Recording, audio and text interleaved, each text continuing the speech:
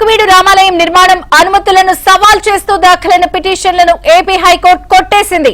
80 ఏళ్లుగా అక్కడ రామాలయం ఉన్నట్టు స్పష్టంగా అర్థమవుతోందని హైకోర్టు వ్యాఖ్యానించింది.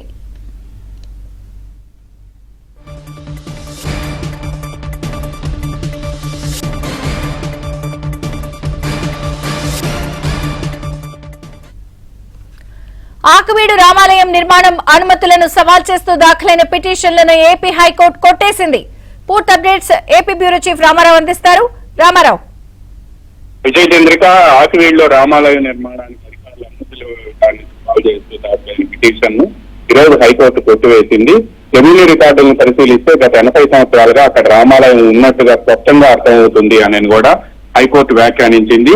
అన్ని ఆధారాలు రికార్డులు పరిశీలించిన తర్వాత మాత్రమే జిల్లా కలెక్టరు, నగర పంచాయతీ కమిషనరు రామాలయ నిర్మాణానికి అనుమతులు ఇచ్చారు అని కూడా హైకోర్టు పేర్కొంది.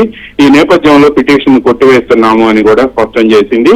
గతంలో రామాలయ నిర్మాణాన్ని సవాల్ చేస్తూ కూడా హైకోర్టులో బిల్ దాఖలు చేశారు. ఈ బిల్లుపై హైకోర్టు ధర్మాసనం, చీఫ్ జస్టిస్ ధర్మాసనం కూడా విచారణ జరిపిన అనంతరం ఇది ఆల్రెడీ దీనికి సంబంధించి సింగిల్ బెంచ్ లో ఉన్న రిట్ పిటిషన్లు కానీ లేకపోతే పిటిషన్లు కానీ ఉండటంతో అక్కడికి వెళ్ళి తెలుసుకోవాలని ఈ పిటిషన్ బిల్ ని డిస్మిస్ చేస్తున్నామని పేర్కొనగా డిస్మిస్ చేయొద్దు, దాన్ని డిస్పోజ్ చేయాలి అని కోరినప్పుడు హైకోర్టు ధర్మాసనం డిస్పోజ్ చేసింది. ఇప్పుడు రిట్ పిటిషన్ కి సంబంధించి ఆ రోజు రిట్ పిటిషన్ కూడా బిల్లు కూడా ఉపసంహరించుకుంటున్నామని చెప్పారు.